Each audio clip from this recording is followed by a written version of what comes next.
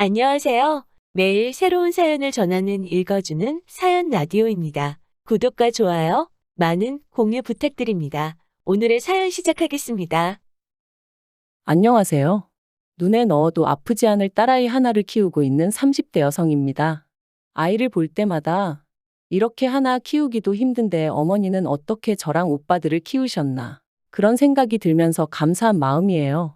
한편으론 어머니에겐 아버지란 든든한 남편이 있었으니 오히려 나보다 사정이 나으셨으려나 싶기도 하지만요. 아무튼 지금 아이도 잠들었고 괜히 제 마음도 싱숭생숭해져서 익명의 힘을 빌려 제 이야기나 한번 해볼까 합니다. 가벼운 마음으로 들어주세요. 남편이라고 부르자니 온몸에 소름이 돋는 기분이지만 그래도 일단은 남편이라 하겠습니다. 남편하고는 회사에서 알게 된 사이였어요.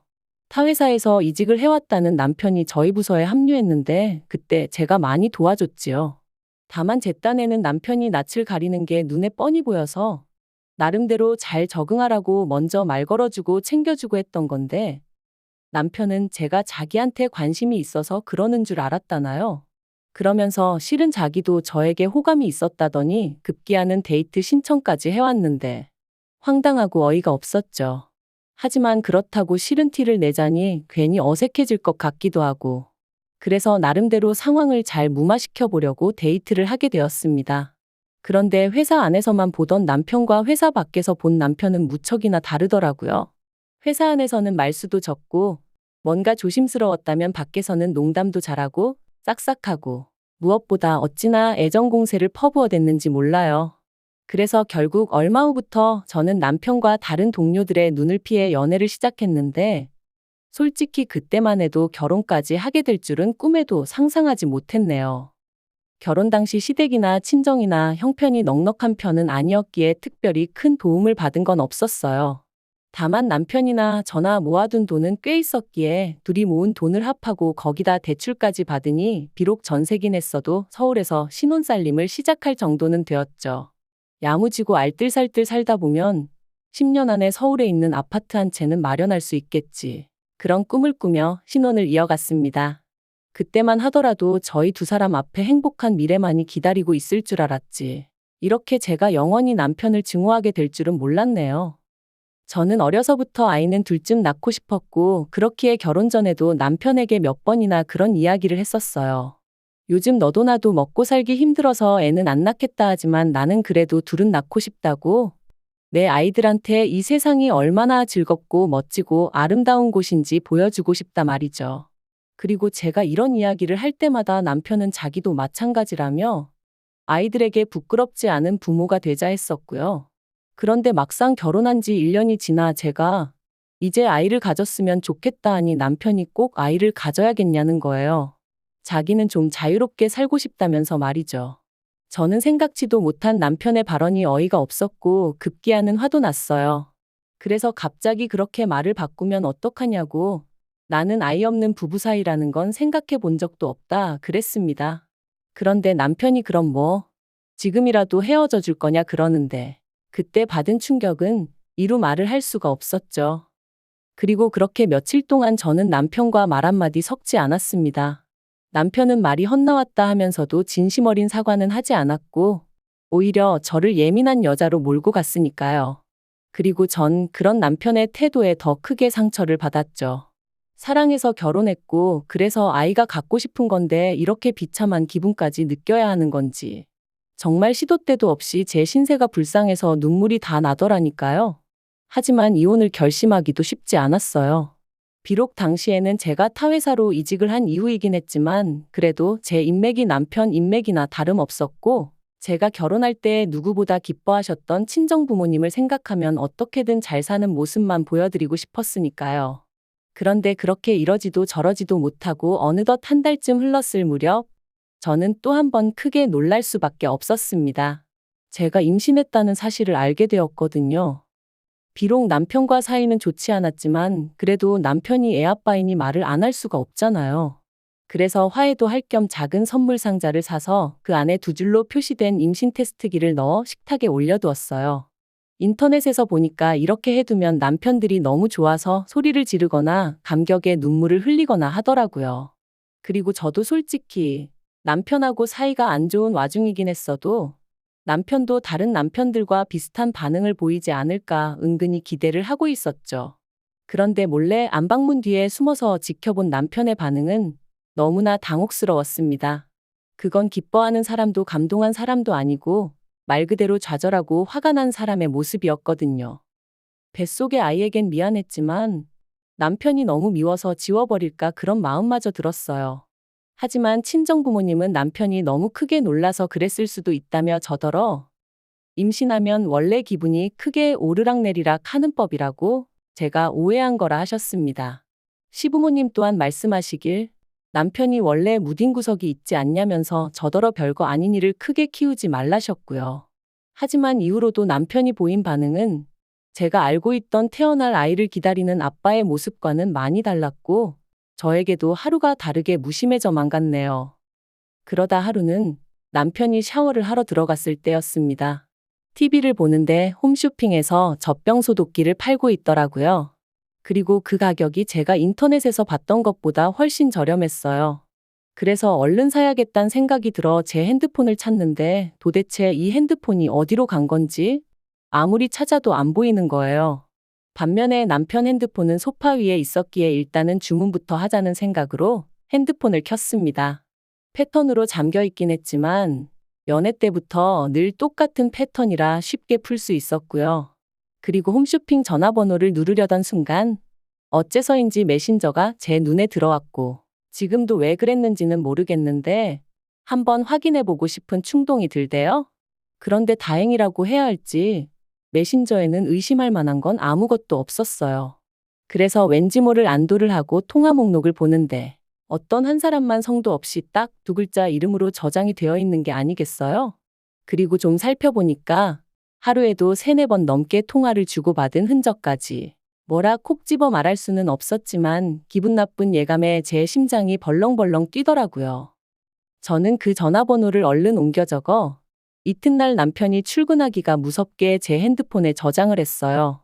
그러자 그 여자 프로필이 제 메신저에 떴는데 제가 아는 여자였습니다.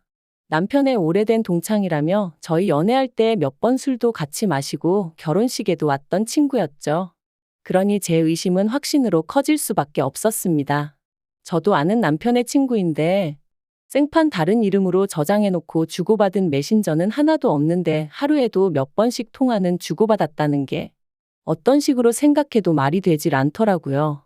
그래서 그때부턴 태교를 해야 하는 그 중요한 시간에 배우자의 불륜 외도 있단 거나 검색하며 시간을 보내게 되었어요.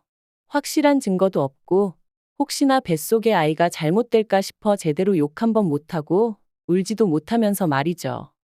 그리고 그렇게 지옥 같은 날들이 흘러가던 중 저에게도 기회가 왔으니 남편이 핸드폰을 두고 출근을 했어요.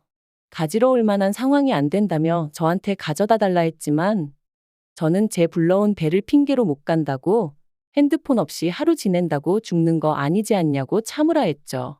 그리고 그때부터 저는 남편이 퇴근하기 전까지 말 그대로 남편의 핸드폰을 샅샅이 뒤지기 시작했습니다.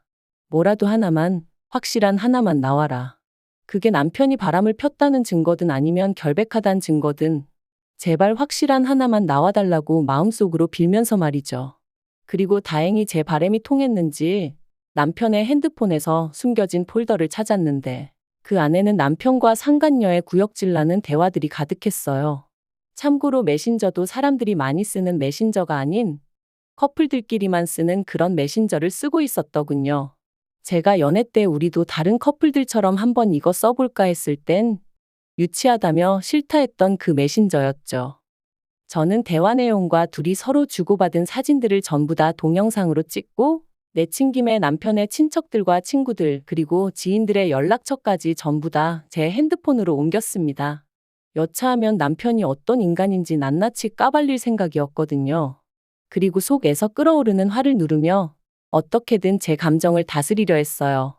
사람들 말이 무조건 바람피냐고 상대를 몰아붙이면 오히려 역효과만 난다 했으니까요. 하지만 막상 퇴근한 남편을 보니 냉정한 판단을 내리고 움직이기가 쉬운 일이 아니었습니다. 그래서 결국 그 상간녀 얘기를 꺼내며 언제부터였냐 따져 물으니 전부 다 오해라며 아주 팔짝팔짝 뛰더라고요. 그저 사는 게 불쌍해서 통화 몇 번 하면서 힘내라고 한 것밖엔 없다며 아무것도 없는 빈 메신저를 보여주곤 이것 봐라 아무것도 없지 않냐고 적반하장으로 나오는데 아마도 제가 평소에 기계를 잘 다루지 못해서 남편에게 부탁하는 일이 잦다 보니 핸드폰에서 비밀 폴더 같은 것도 못 찾을 거라고 생각을 했던 모양이돼요. 저는 저를 기만하는 남편의 태도를 정말이지 견딜 수가 없었습니다. 하지만 제가 가진 패를 전부 다 보여줄 순 없었으니 일단은 알겠다고 했죠. 한편 어느덧 시간이 흘러 출산이 코앞으로 다가왔고 저는 건강한 딸아이를 낳았어요. 하지만 어째서인지 남편도 어머님도 보이는 반응이 뜨뜻미지근했고 그런 반응을 보면서 저는 어렴풋이 남편이 여전히 외도를 이어가고 있다는 직감이 들었죠. 그리고 아니나 다를까 제가 산후조리원에서 퇴소해 집으로 돌아왔을 때 남편이 저에게 충격적인 이야기를 건넸습니다. 이혼하자고 했거든요.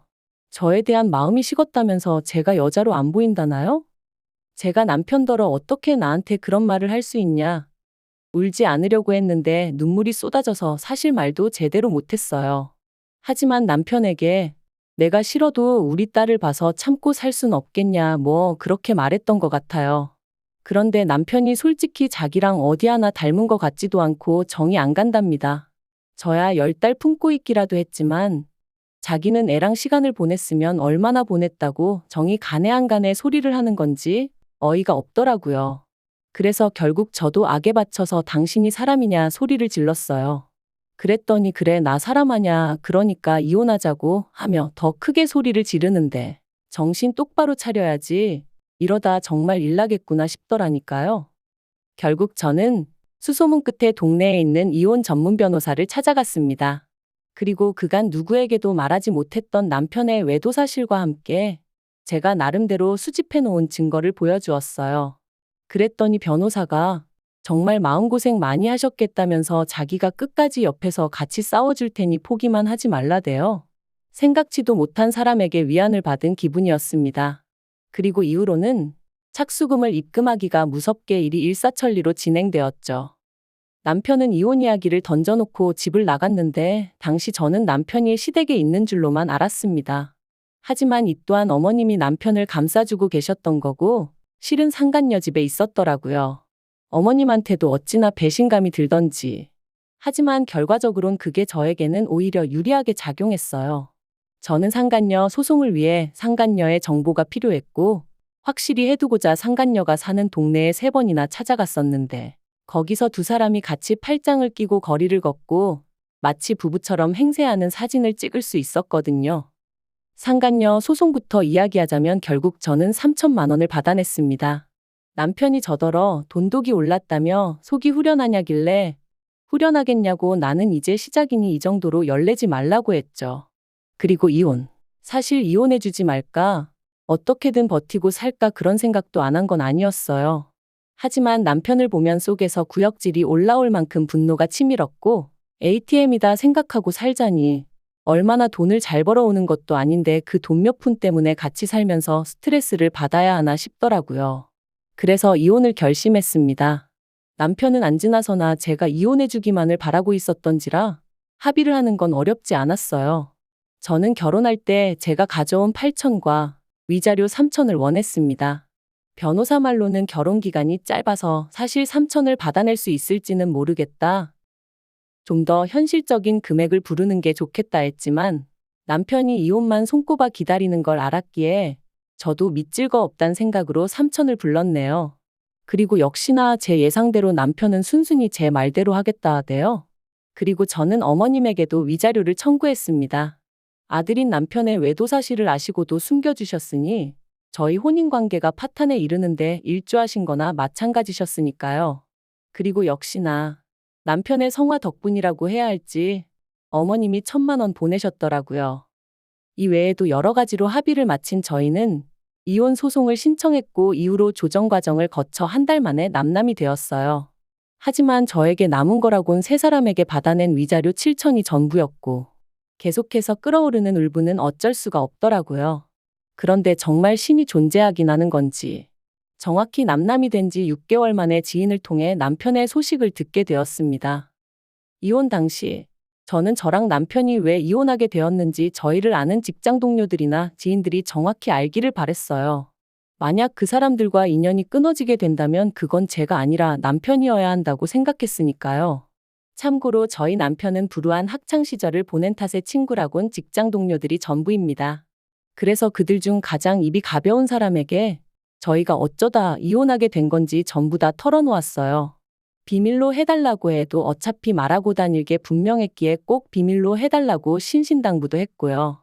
그리고 역시나 얼마 지나지 않아 남편이 임신한 저를 두고 바람을 폈고 산후조리원에서 돌아온 저에게 이혼 요구를 했다는 소문이 삽시간에 퍼진 모양이 돼요. 순식간에 회사에서 남편은 쓰레기가 돼버린 거죠. 그래서 남편이 회사를 관뒀다더군요. 하지만 거기서 끝이 아니었습니다. 저는 변호사의 자문을 구해 상간녀 남편에게도 상간녀와 제 남편의 외도 사실을 알렸고, 상간녀 남편은 그동안 해외 주재원으로 파견을 나가 있었기에 전혀 눈치채지 못했었다더군요. 그리고 상간녀의 남편이 다시 제 남편을 상간남으로 고소하면서 남편이 그쪽에다 또 3천만 원을 물어주게 된 거죠. 남편이 저더러 정말 이렇게까지 해야겠냐더니 급기야 이후로는 시부모님은 물론이고 신우까지 전화로 사람을 아주 달달 볶아댔어요. 얼마나 더 괴롭혀야 속이 후련하겠냐면서요. 그래서 내 딸이 졸지에 아빠도 없이 크게 되었는데 내 눈에 뵈는 게 있겠냐 했습니다. 앞으로도 내가 할 수 있는 게 있으면 다 할 거니까 그런 줄만 알라면서 말이죠. 그리고 신우더러 아가씨도 상간남 여동생이라고 소문나기 싫으면 내 비위 거스르지 말라니까 그런 명예훼손이니 뭐니 자기도 가만 안 있겠다대요. 그래서 해볼 테면 해보자고 그랬죠. 막말로 제가 더 무서울 게 뭐가 있었겠어요. 그리고 그렇게 이혼한 지 1년이 되던 작년 겨울 어머님이 연락을 해오셨어요. 사실 어머님 전화번호는 아예 삭제를 해버렸던 탓에 실수로 전화를 받게 된 거였죠. 어머님께서 잘 지냈냐 하시더니 하나밖에 없는 손녀 돌도 못 챙겨준 게 내심 마음에 걸리셔서 연락을 하셨답니다. 황당해서 신경 쓰지 않으셔도 된다고 했어요. 그랬더니 그러지 말고 당신 이야기 좀 들어보라 하시더니 너도 이제 자식 낳아 키워보니 알겠지. 부모 입장에선 자식이 무슨 짓을 하든 감싸고 돌 수밖에 없다 그러시는 거예요. 어이가 없어서 자식이 잘못된 길로 빠지면 못 가게 하는 게 부모 역할이지. 무조건 오냐오냐 해주는 게 무슨 부모냐 쏘아붙였습니다. 그리고는 그런 이야기 이제 와서 저한테 왜 하시냐 듣고 싶지 않으니 그만하시라니까. 남편이 저랑 이혼하고 폐인이 되었다면서 반성 많이 한 것 같다고 저더러 한 번만 기회를 줄 수 없겠냐는 거예요. 어이가 없어서 기회는 무슨 기회냐고 말도 안 되는 소리 하신다 했습니다. 제가 죽어서 썩어 문드러지더라도 남편을 용서할 일은 없을 거라고요. 그리고 혹시나 저희 딸아이를 핑계로 어머님 아버님 혹은 남편이 제 앞에 나타나는 일은 없게 해달라고 했어요. 이혼할 때 핏줄이고 뭐고 필요 없다 한 게 남편이었으니 저는 애한테 네 아빠 죽었다고 할 거라고 할머니 할아버지도 다 죽고 없다 할 거라고 그런 줄 아시라 했죠. 그랬더니 어머님이 천륜이 네 멋대로 끊어지냐 하시길래 그거 먼저 끊고 도망간 게 어머님 아들인 거 기억 안 나시냐? 조심하셔라 그러다 또 어떤 엑스한테 눈 돌아가서 그땐 어머님하고도 연 끊는다 하고도 남을 작자다 그래버렸네요. 그리고 지금 오늘 이렇게 과거를 다시 곱씹다 보니 누군가 저에게 그러더라고요. 그래도 아이 아빠인데 남자가 순간 한눈 좀 팔 수도 있는 건데 참고 기다리지 그랬냐고요. 비온 뒤에 땅이 더 굳어지는 법이라면서 말이죠. 하지만 그건 자기가 겪어보지 않아서 그래요. 믿음과 신뢰를 저버리고 쾌락만 쫓는 사람이 무슨 애한테 좋은 본보기가 되어주겠어요? 아무튼 오늘로써 다시 한번 과거는 훌을 털어버리고 아이와 저 두 사람의 행복한 앞날을 꿈꾸며 한 걸음 한 걸음 나아가 볼게요. 긴 이야기 들어주셔서 감사합니다. 오늘의 사연은 여기까지입니다. 구독과 좋아요, 알람 설정해주시면 앞으로 더 좋은 사연으로 찾아오겠습니다. 감사합니다.